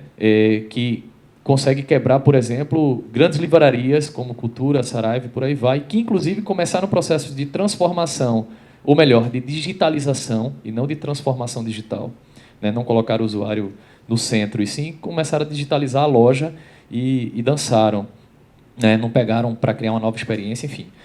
Como é que o Sebrae está fazendo isso para tornar acessível a essas pequenas e médias empresas? E se isso está dentro do Sebrae Labs, como é que tu pensa isso? Carlos, é só um esclarecimento. Quando você fala o cliente, é o cliente do Sebrae, né? Você se refere como o Sebrae está se preparando para atender ao seu cliente, que é o pequeno negócio. Sim. E não o consumidor final que na verdade, se preparando para que ele possa... aquele pequeno negócio atender o seu... Perfeito, perfeito. Então, nós estamos chamando a isso, Carlos, de... O nosso processo interno de transformação digital, nós chamamos de DOIN de inovação. DOIN de inovação. Nós tomamos emprestado de Gilberto Gil uma das metáforas mais... Os poetas são pessoas muito especiais, eles falam e veem coisas que a gente não vê. Gilberto Gil criou... Estão dizendo que já tem 5 minutos. Okay. Gilberto Gil criou um conceito dos pontos de cultura. Quem aqui é ligado em cultura lembra disso. Pontos de cultura foram criados mais de 20 mil no Brasil inteiro. Uma repórter perguntou a Gil, agora, né, com você no Ministério, aí agora a música, né, Gil, e a MPB volta, né, com força, né? É uma visão muito, muito estreita do que é a cultura, pô. Aí Gilberto Gil disse, não, pô, esquece isso. O Brasil é muito rico, tem milhares, dezenas, centenas de milhares de expressões culturais que configuram a nossa identidade, fazem o que nós somos. Agora, essas manifestações culturais são desconhecidas e muitas delas estão adormecidas ou estão ocultas em algum canto. Então, nós vamos ter que energizar isso. Aí ele pegou, na hora, isso veio na entrevista, nós vamos ter que energizar esses pontos, nós vamos ter que fazer um DOIN cultural, né? Ou seja, aí, um mês depois, Gilberto Gil cria os pontos de cultura. Ponto é uma expressão que se usa muito na acupuntura, né? Então, você trabalha aqueles pontos para fazer com que os fluxos de energia no caso da cultura criativa, possam fluir. No nosso caso do SEBRAE, tomando por empréstimo, nós estamos trabalhando a figura do DOIN de inovação para que cada funcionário do SEBRAE seja um ponto de inovação. Primeira providência que nós fizemos, pegamos 70 funcionários, está aqui a Anitta lá do outro lado, coordenando esse processo, 70 funcionários do SEBRAE foram aqui para dentro do CESA fazer um curso de gestão de negócios na era digital. Vamos ser coerentes. A gente fala tanto de educação, né? Então vamos começar por ela? Vamos começar pela preparação das pessoas, pela qualificação? Então, pronto. Não foram 7, foram 70. Aí essas 70 pessoas estão aí trabalhando novos repertórios, novos conhecimentos. Está legal. Agora, qual é o passo seguinte? Nós estamos criando 30 Startup Teams. Nós estamos chamando de Startup Team e não criando 30 startups, porque nós não vamos criar startups no SEBRAE para dentro do SEBRAE. Nós vamos criar times de trabalho para trabalharem à semelhança das startups, ao modo startup. Startup não como estágio da empresa, mas startup como filosofia e como modo de organização de negócio. Processos ágeis, pivotagem constante, cocriação, colaboração, abertura para o conhecimento externo, etc. Tudo aquilo que caracteriza o modo de ser das startups. E o que é que vão fazer esses 30 Startup Teams do SEBRAE? Cada um deles vai endereçar, Carlos, um problema relevante do cliente do SEBRAE. Então, nós vamos trabalhar no modelo de inovação aberta, contando com o suporte desse ecossistema de inovação aqui da cidade do Recife, o Porto Digital, o CESA, o SIM, o EASY, etc., para que nos deem suporte no desenvolvimento das soluções inovadoras para enfrentamento dos problemas críticos do cliente. 30, Carlos. 30 envolvendo 70 pessoas no primeiro momento e mais 70 pessoas no ano que vem, e aí eu acho que a gente esgota, porque aí já não tem mais gente para preparar. Então, se a gente, guardando também coerência com o conceito, mais uma vez, se a gente ajuda a cada um funcionário do SEBRAE a ter uma nova leitura de mundo e oportuniza a aplicação prática. Você acabou de sair de um curso, está aqui um problema para você resolver. Pronto. Você vai dizer, puxa, mas agora eu vou ter... Assim, 30 problemas serão resolvidos por pessoas do SEBRAE, com apoio de especialistas externos, obviamente, porque o conhecimento é diverso e está espalhado no mundo inteiro. Então, dessa forma, a gente imagina sair do outro lado do rio, Carlos, com um set novo de soluções altamente inovadoras para ajudar o pequeno negócio nessa travessia dos dois tempos, do analógico para o digital. Desses 30, muito provavelmente, 10 não vão resultar em nada, 10 resultarão em coisas absolutamente erradas e equivocadas, e 10 resultarão em coisas muito legais. E os outros vão entrar na roda e vão refazer os seus processos de criação e vão acertar, e assim vai. Se a gente conseguir converter essas ideias em uma coisa concreta, prática, aí eu estaria respondendo a tua pergunta daqui a 2 anos, que é 18 meses, a gente imagina, dando já exemplos. Por enquanto, é só um conceito.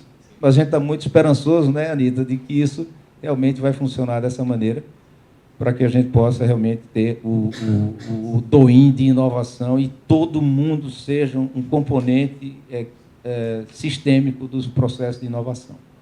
Vamos encerrar aqui, vamos botar a gente para fora já já. Hein? Tempo esgotado. Ó. Dá tempo ainda? Dá tempo. Então, Chico, eu vou fazer uma pergunta também voltada para o SEBRAE.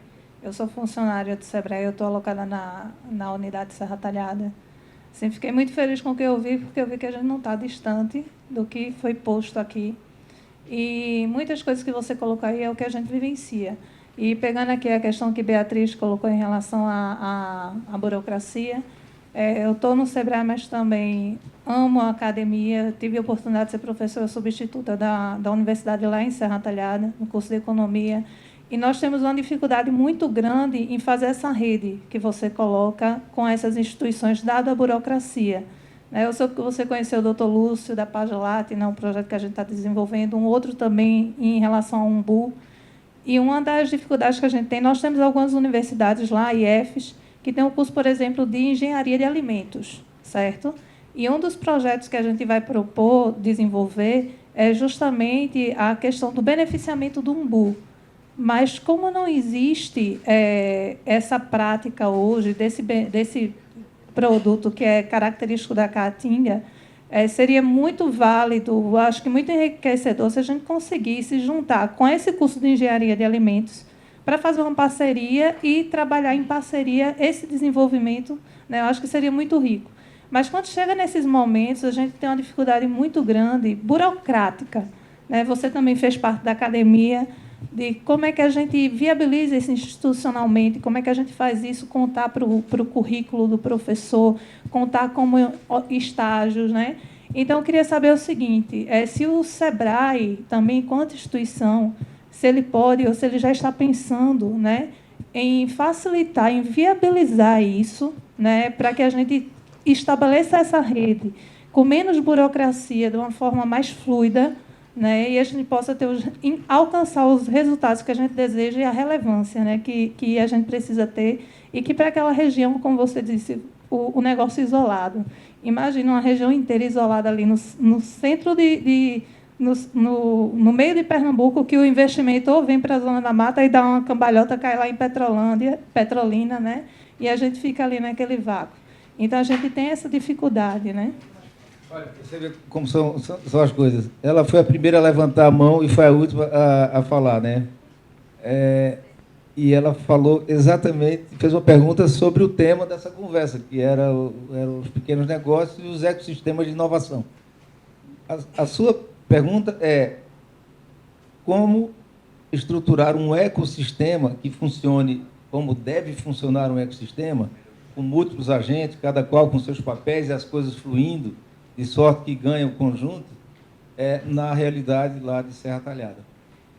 Eu não vou dizer que essa é uma pergunta que nem sabe a resposta, sabe por quê? Porque nós estamos nós estamos dentro de uma das experiências incrivelmente mais bem-sucedidas de política pública deste país. Ou seja, o know-how a gente tem.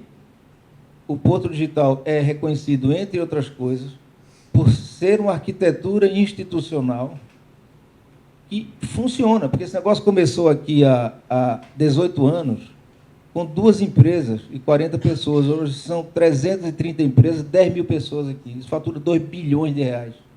Então, esse negócio deu certo. Não, está dando certo. Não, deu certo já, porque mesmo que amanhã acabe, só o que... Enfim, então, a gente tem, sim, know-how, tem conhecimento em casa. Outros lugares até não tem, viu? Porque você vai para outros estados, não tiveram a oportunidade de ter uma experiência bem-sucedida. Tiveram várias experiências fracassadas. Cada uma, certamente, deixa a sua lição. Eu acho que a gente tem que, do mesmo modo que a gente falava sobre lideranças transformadoras, a gente estimular o desenvolvimento de lideranças transformadoras nos negócios, a gente tem que também fazer o mesmo nas instituições. E esse ser um dos caminhos para que a gente possa criar esses ecossistemas em que as coisas funcionem e as burocracias sejam deixadas de lado. Veja só, não é fácil, mas o caminho está desenhado.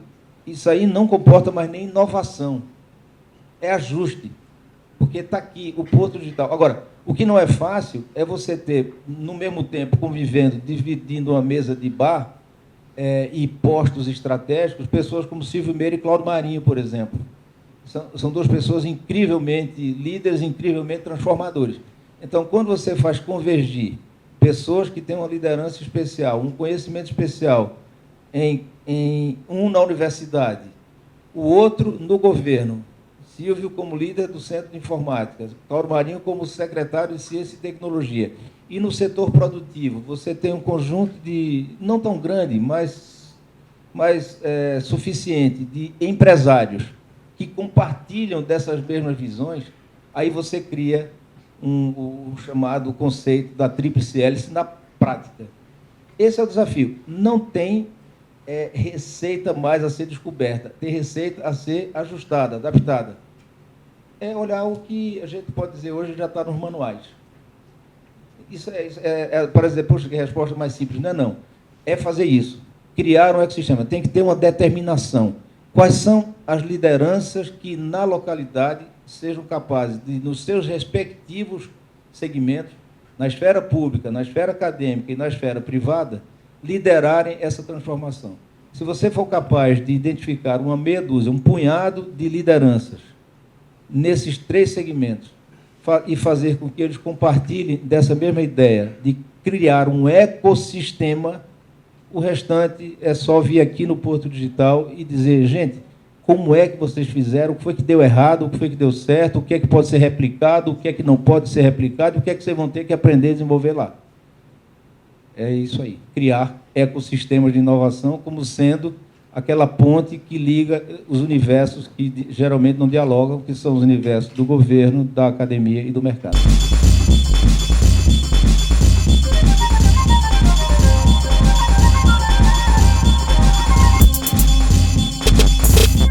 Sebrae apresenta Recife é um lugar para quem pensa o mundo de um jeito diferente.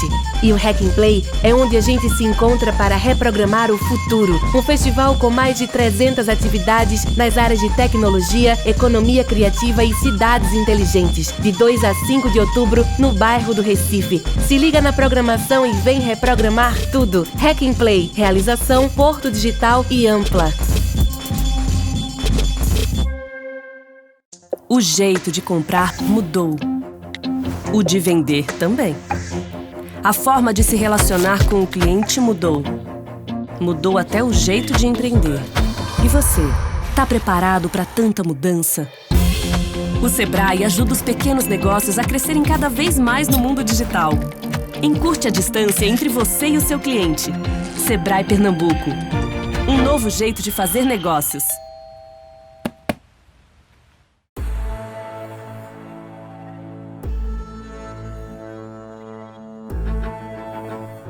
Nós somos um lugar, uma ilha no centro do Recife que transborda pela cidade, conectando o mar aos rios, o antigo ao novo. Conectando centenas de empresas de tecnologia e economia criativa a clientes por todo o mundo. Nós somos pessoas inquietas, criativas, empreendedoras, conectadas umas às outras através desse lugar, para as inquietações ganharem força, para a criatividade ganhar asas, para os empreendimentos ganharem o mundo.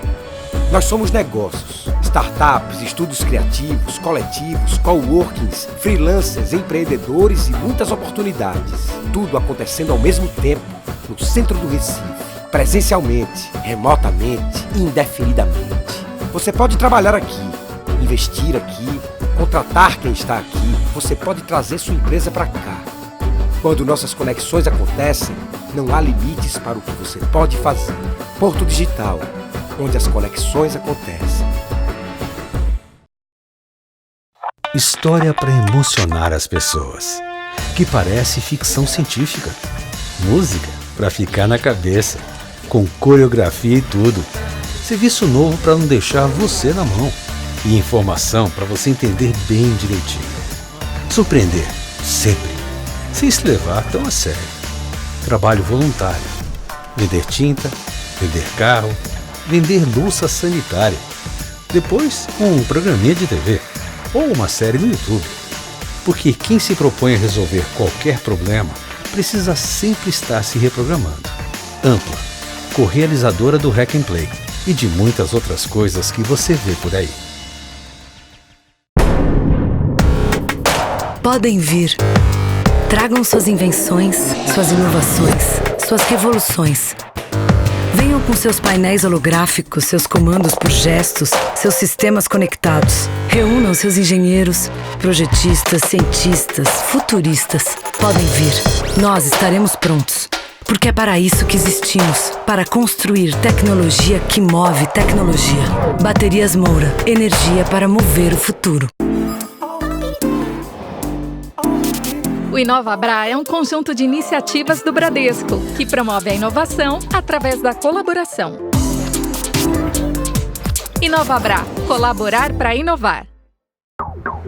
E se o nome dessa cidade viesse das pedras do mar? E se do mangue eles criassem uma revolução? E se enrolassem o bolo, transformassem muro em tela, se criassem o maior bloco de carnaval do mundo? E se essa cidade tivesse o melhor museu da América do Sul, um museu high-tech pro sertão e outro fervente pro frevo? E se eles vivessem no futuro e sua arte ecoasse pelo mundo? E se você descobrisse esse lugar? Recife, capital da criatividade.